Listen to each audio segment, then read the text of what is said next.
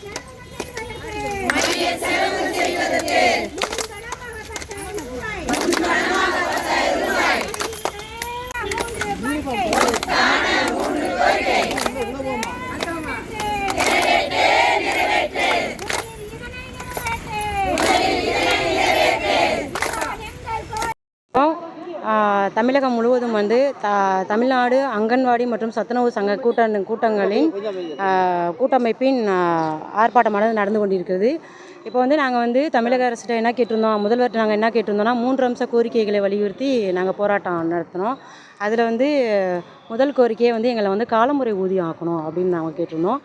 அதுக்கப்புறம் ஓய்வூதியம் வந்து 6750 கேட்டிருந்தோம். பணிக்கொடையோட அது வந்து அகவிலைப்படியோடு கேட்டிருந்தோம். அப்புறம் வந்து பணிக்கொடையாக வந்து பணியாளருக்கு 10 லட்சமும் உதவியாளருக்கு 5 லட்சம் கேட்டிருந்தோம். நாங்கள் போராட்டம் பண்ணியதன் அடிப்படையில் வந்து நேற்று வந்து எங்களுக்கு ஒரு ஜீவோ கொடுத்துருக்காங்க. என்னன்னு கேட்டிங்கன்னா, கோடை விடுமுறை 1 மாதம் நாங்கள் கேட்டிருந்தோம். உண்மையிலே அது வந்து எங்களுக்கு ரொம்ப மகிழ்ச்சியாக இருந்துச்சு. அந்த ஜீவோ வந்து நேற்று கொடுத்துருந்தாங்க எங்களுக்கு. அதுக்கு வந்து முதல்வருக்கு வந்து நாங்கள் வந்து நன்றியை தெரிவித்துக் கொள்கிறோம்.